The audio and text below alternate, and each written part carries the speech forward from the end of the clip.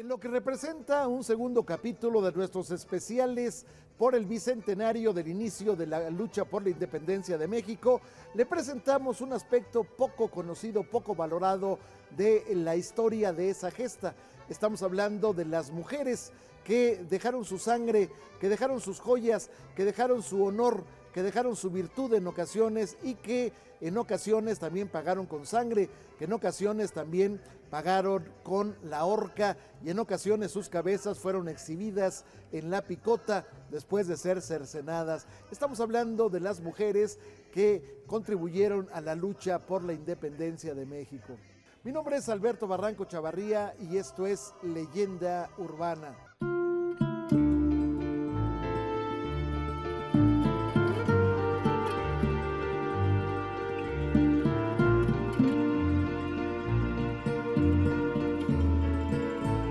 Comenzamos este programa dedicado a las mujeres más importantes de nuestra historia. Y es que en este momento me encuentro en lo que se conocía como la calle de Santo Domingo y Cocheras, lo que hoy conocemos como la calle de República de Brasil y República de Colombia. Me encuentro en la casa de Leona Vicario. Esta mujer vivió aproximadamente 19 años aquí y es considerada una de las mujeres más importantes de la independencia y también se le conoce como la primera periodista de México. Quédese con nosotros aquí en Leyenda Urbana.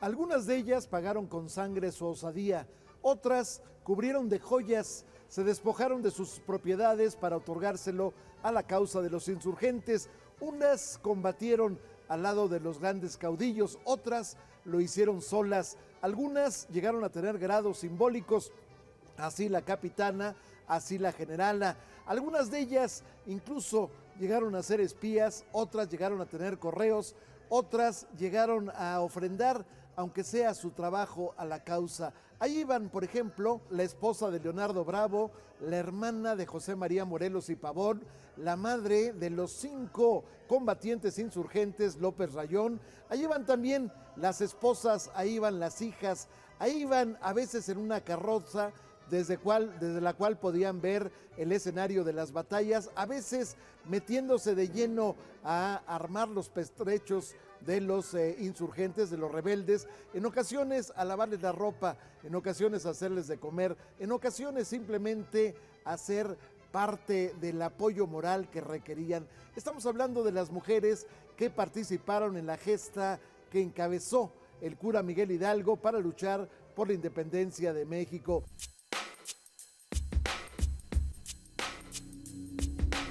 Buenas tardes, buenas personas. Vean, este caballero sí sabe saludar a las damas. Permítanme presentarme.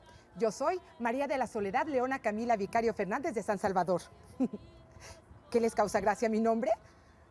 Ay, no se preocupen, en esa época en la que yo viví, todos teníamos nombres largos, con muchos apellidos. Pero bien, lo que quiero es contarles mi historia. Cuando empezó la independencia, yo me empecé a involucrar en esa causa. Es que no me gustaba ver cómo maltrataban a la gente. Aunque yo era criolla, pues con mi dinero yo siempre lo utilicé para apoyar a las causas. Después me denunciaron y tuve que andar huyendo en los pueblos. La gente me acogió muy bien, pero una nueva denuncia llegó a los oídos de las autoridades y esta vez me apresaron.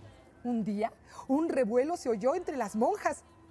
400 hombres o más llegaron por mí y me sacaron del convento. Cuando me sacaron, confiscaron todas mis pertenencias, pero eso no me importó. Andrés vino por mí y nos casamos. Y después, en pleno campo de batalla, tuve a mi hija.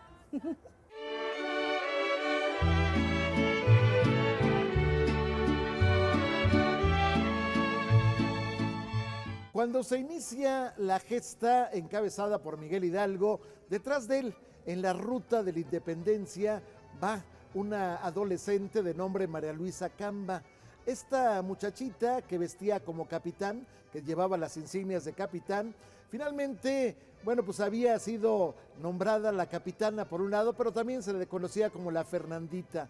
La Fernandita, esta mujer, bueno, pues el nombre lo tenía en honor de Fernando VII, quien había sido derrocado como rey de España. La Fernandita andaba detrás, parecía la sombra, parecía que era pues la persona que más atendía o que lo hacía con mayor diligencia las necesidades de Miguel Hidalgo. Bueno, se decía que esta muchachita era hija justamente de Miguel Hidalgo y Costilla y Gallaga. El caso es que de pronto, bueno, pues llega el momento en que Hidalgo es apresado en Acatita de Baján, allá en las Norias de Chihuahua, y en ese escenario, bueno, pues ella es llevada a prisión, se le acusa de sedición, se le acusa de incitación a la rebelión, se le acusa de motín, se le acusa también de asesinatos de los habitantes de Guanajuato que habían sido atacados por los insurgentes. Ella permanece en el terrible edificio conocido como la Casa Chata hasta el año de 1817, en que es liberada. A partir de ahí se diluye su nombre, se diluye su figura en la historia de México.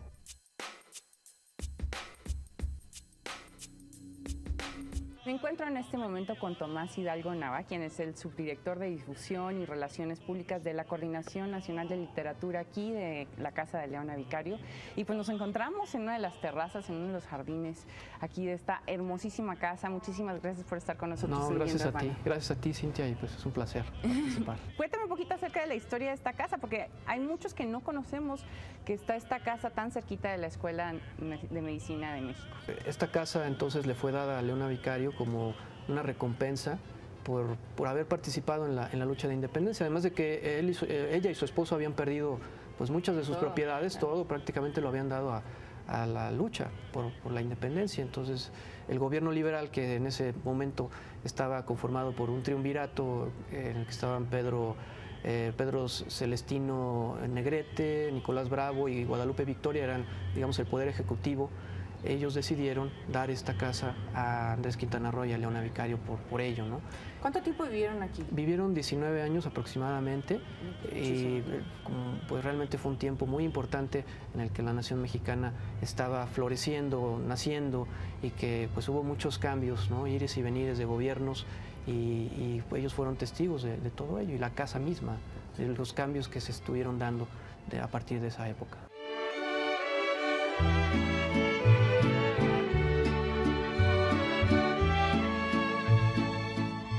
Aunque los insurgentes jamás sacrificaron a una mujer tomada prisionera del frente de los realistas, la situación al revés fue desastrosa. En realidad fueron muchas las mujeres que serían inmoladas por haber atendido a la causa de los insurgentes. Son muchísimos los casos de mujeres que fueron fusiladas, y en ocasiones todavía peor, les cortaban la cabeza, se les cercenaba esta parte del cuerpo, se colocaba en la picota y se exhibía públicamente como escarmiento para aquellas que quisieran seguir sus pasos. Tal es el caso de Agustín de Iturbide, que llegó realmente a ser verdaderamente cruel con algunas de estas mujeres que lucharon por la causa de la independencia de México. Estamos hablando, por ejemplo, de una mujer del pueblo de nombre Tomasa Esteves. Se dice que Tomasa Esteves era una mujer muy bella, que bueno, se acercaba a los realistas y los convencía de convertirse a la causa insurgente. En este escenario, bueno, pues Iturbide la acusó justamente de usar sus dotes de seducción, de ser seductora de los realistas, pero decía él que afortunadamente pues ellos tenían convicciones patrióticas y no cedían a los encantos de esta mujer. El caso es que fue fusilada y fue inmolada esta mujer. Después de ser fusilada fue cercenada, se le cortó la cabeza y se le exhibió públicamente. Ella había nacido en la ciudad de Salamanca. Un caso más, Gertrudis Bocanegra, en cuyo homenaje se haría una película. La heroína de Gertrudis Bocanegra fue Ofelia Medina. Gertrudis Bocanegra, originaria de Pátzcuaro, Michoacán, bueno, pues ella había sido una mujer criolla, pero vamos, con una cierta riqueza. Ella tenía una hacienda, se había casado con un hombre de apellido Lazo de la Vega, que era intendente del ejército realista y que sin embargo lo convenció de combatir en la causa contraria. Él hace que él y su hijo mayor, vayan a alcanzar a Miguel Hidalgo y entonces, bueno, pues se unan a la lucha por la independencia de México. Posteriormente, uno y otro padre e hijo son inmolados, son muertos en guerra, y entonces ella dedica el resto de su vida a, bueno, pues ayudar a la causa a través de víveres, a través de dinero, a través de, bueno, pues realizar reuniones en su casa para convencer a la gente que se integre a la causa de Miguel Hidalgo, y posteriormente, bueno, ella es apresada, se la llevan a la cárcel, la torturan, y sin embargo, a pesar de los dolores terribles, ella jamás denuncia a nadie que en su momento estuviera ligado a la conspiración por la independencia o a la gente que en alguna forma ayudaba a la causa. Mi nombre es Gertrudis Bocanegra. Siempre vi cómo vivían los pueblos aquí y nunca me gustó ver cómo maltrataban a los indios.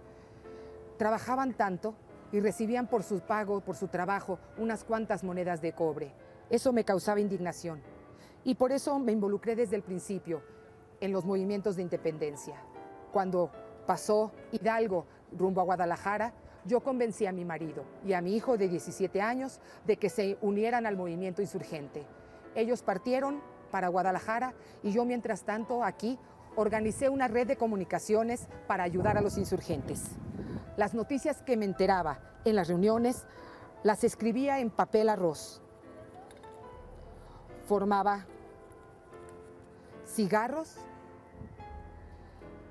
y así mandaba al criado con las noticias. Y si lo descubrían, lo único que encontraban eran cigarros.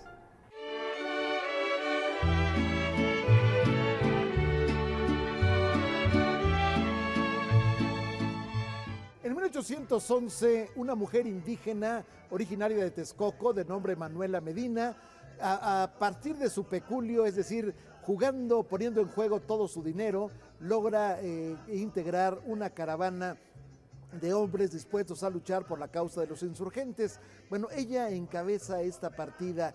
Este grupo va a participar al lado de Nicolás Bravo, al lado de José María Morelos y Pavón en varias batallas, concretamente en 7. A ella, a esta mujer, Manuela Medina, se le conoce como la capitana, una mujer verdaderamente indomable, una mujer verdaderamente brava en el combate, una mujer decidida. Ella decía que su mejor anhelo era conocer a José María Morelos y Pavón. Camina 100 leguas con sus hombres en una epopeya verdaderamente, digna de un gran sacrificio, de ser alabada como un gran sacrificio. Bueno, ella llega a Acapulco, se encuentra en medio del combate de José María Morelos por la toma de Acapulco y bueno, pues ella lucha bravamente, tan bravamente que es herida. A consecuencia de esas heridas finalmente va a morir. Sin embargo, en trance de agonía, antes de ser trasladada a su pueblo natal, a Texcoco, bueno, pues ella conoce a José María Morelos y Pavón y dice que a partir de ese momento ella podía morir después de haber conocido al caudillo. Doña Josefa Ortiz de Domínguez, la corregidora inmortal, que en el romancero dijo: pero no importa la vida, yo gustosa la ofreciera si con ese sacrificio comprara la independencia.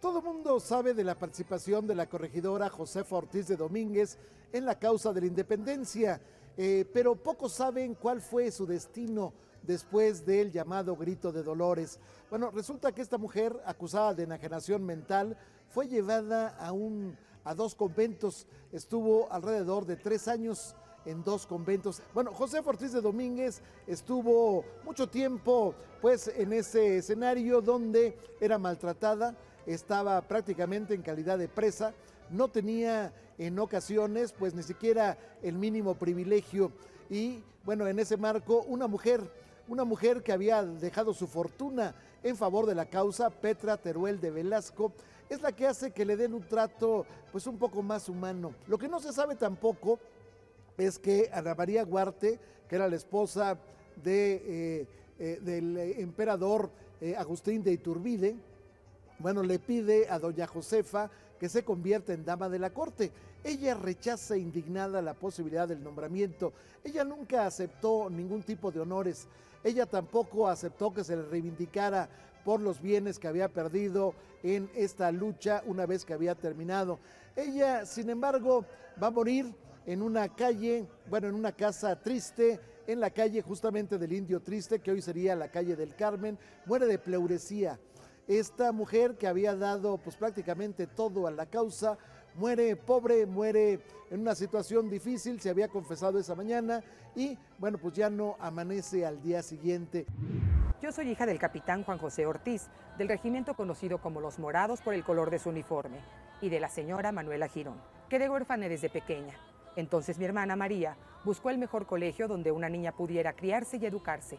Pero ahí conocí al señor Miguel Domínguez, un abogado famosísimo que visitaba frecuentemente el colegio. Cuando quedó viudo, pidió mi mano a la directora del colegio y nos casamos. Cuando comenzó todo esto de la conspiración, ya teníamos 10 hijos. Pero aún así, yo me involucré en la causa. Luché al lado de Miguel y me enteré.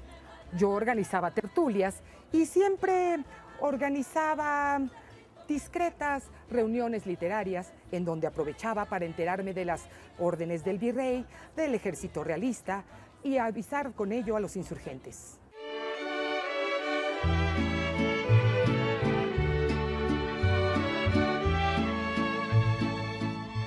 Un caso distinto, sin embargo no menos importante, es el de María Ignacia Manuela Rodríguez de Velasco y Osorio, conocida como la Güera Rodríguez.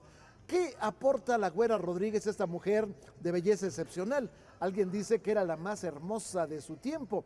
Alguna vez Manuel Tolsá la colocó en una escena en donde aparece posando para una virgen. La virgen está el lado derecho del altar de la iglesia de la Profesa.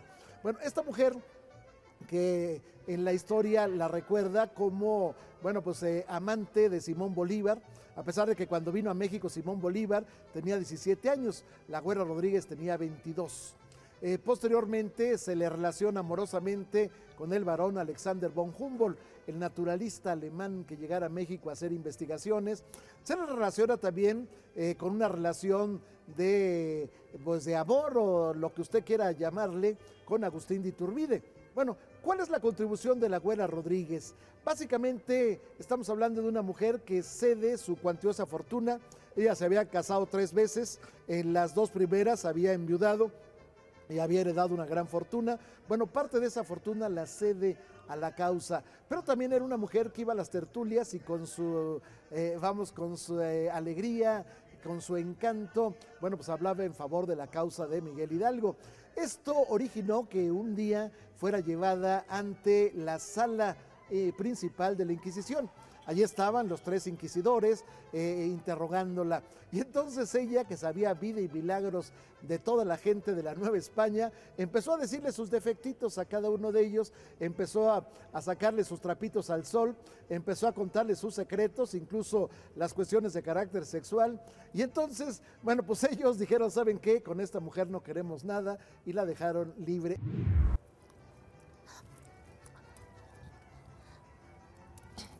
Me llamo María Ignacia Javiera Rafaela Agustina Feliciana Rodríguez de Mendoza. Bueno, faltan como 12 apellidos. Pero díganme, la Güera Rodríguez. Desde niña siempre me gustó cultivarme y escribía dichos graciosos. Por ejemplo, fuera de México, todo es Cuautitlán. Ese es mío. Ahí conocí a Simón Bolívar, un jovencito de 16 años, guapísimo, que vino a visitar la Nueva España. Conocí a Humboldt, con quien compartí los placeres. Pero de sus viajes y sus descubrimientos, conocí a un montón de personas. Mi marido era muy celoso y entonces no descansé de sus celos hasta que se murió. Siempre me involucré con la causa, y no solo con las ideas, sino también con dinero, financiando el movimiento. Incluso cuando Iturbide se unió a la causa, fui yo quien lo asesoraba. Tan es así que pasó frente a mi balcón, frente al ejército trigarante. Y si quieren saber más, vengan los domingos al museo del Estanquillo, en Isabel la Católica, esquina con Madero, a las 11 de la mañana. Sábados y domingos. ¡Ay, Iturbide!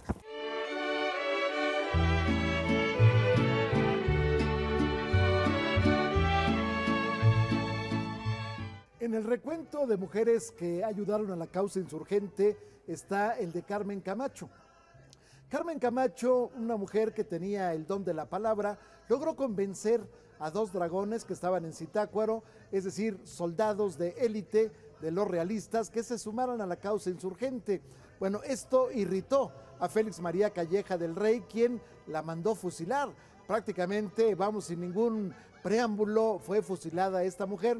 Posteriormente, su cadáver sería expuesto en un ataúd de palo para que las mujeres, para que la gente del pueblo, pues pasara en desfile a verla y tuviera un escarmiento de futuros actos como los que había cometido esta persona. Había una mujer también de gran vehemencia, esta se llamaba Josefina Vélez. Esta mujer, bueno, pues hablaba con gran fluidez y efectivamente había convencido a muchos de los partidarios de la causa de los realistas a que se adhirieran a la causa. Bueno, finalmente también sería fusilada. Estas muertes de mujeres, repito, pues no era el común. En el caso de los insurgentes no era común que ellos fusilaran mujeres, mucho menos se fusiló a ninguna realista. Pero bueno, un caso excepcional, verdaderamente digno de una página de cualquier libro de historia, es el de la señora Rafaela López Aguado de Rayón. Ella había colocado en el frente, había mandado a sus 5 hijos, el más famoso de ellos, Ignacio López Rayón, los había mandado al campo de batalla. De pronto, al más chico de ellos, Ramón, es apresado. Se le llama a esta mujer que iba acompañando en la caravana a los insurgentes, bueno, se le llama y se le dice, ¿sabe qué, señora? Le cambio la vida de su hijo porque convenza a los otros 4 hermanos de que se retiren de la lucha. Y entonces ella tendría una frase heroica: prefiero un hijo muerto que un traidor a mi patria.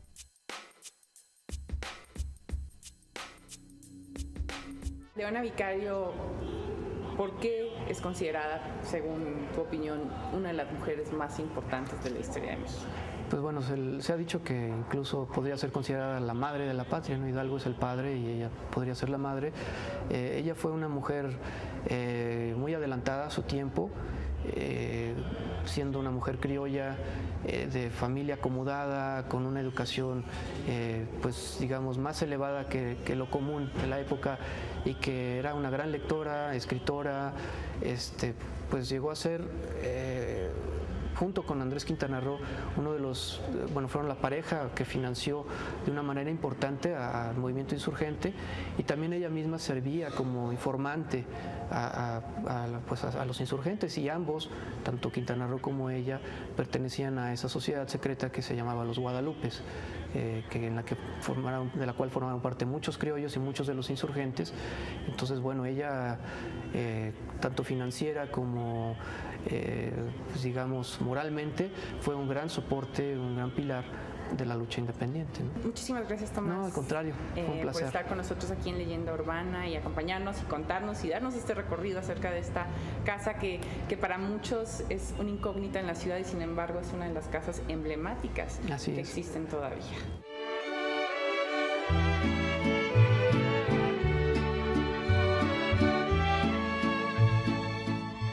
Para terminar, quisiera leer un conjunto de citas que nos dan idea del carácter de estas mujeres, que nos dan idea del heroísmo a que llegaron estas mujeres que lucharon por la causa insurgente. Por ejemplo, cuando iba a ser fusilada, María Luisa Martínez, que era esposa del jefe insurgente Celestino Negrete, dijo lo siguiente: ¿Por qué me persiguen con tanta obstinación?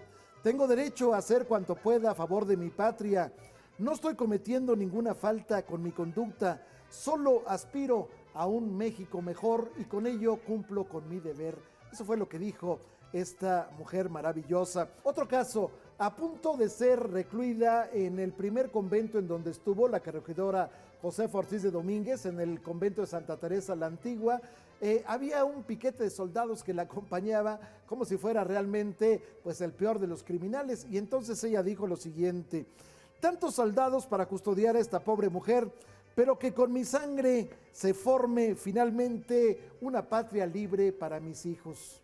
Posteriormente, Josefa Ortiz de Domínguez también le es ofrecida la posibilidad de ser dama de la corte a través de la emperatriz Ana María Huarte, y entonces responde lo siguiente a ese requerimiento: dígale usted a su señora que quien es soberana de su hogar no puede ser dama de ninguna emperatriz. Fíjese usted el carácter, vamos, la fuerza en las convicciones de esta mujer. Y hay más. Gertrudis Bocanegra, en el momento en que iba a ser descargados los fusiles que la iban a matar, bueno, ella grita lo siguiente: no duden, sigan luchando por la causa de la patria, el día de la libertad llegará. Y un caso más, Antonia Nava de Catalán, cuando se presenta ante José María Morelos y Pavón, después de la muerte de su esposo, Nicolás Catalán, que era un jefe de la causa insurgente: mi general, no vengo a llorar ante usted. Sé que él cumplió, se refiere a su esposo, cumplió con su deber. Vengo a traer a mis 4 hijos. Hay 3 que ya pueden ser soldados y uno, el más pequeño, puede ser empleado como tambor. Las palabras salen sobrando. Gracias por habernos permitido entrar a la sala de su hogar. Gracias por la hospitalidad que nos brindó el Museo de la Ciudad de México, la casa que fuera de los Condes de Santiago de Calimaya. Y gracias a usted que nos permite la permanencia de este programa. Hasta el próximo sábado con un capítulo más de Leyenda Urbana aquí, naturalmente en Proyecto 40, Canal 40.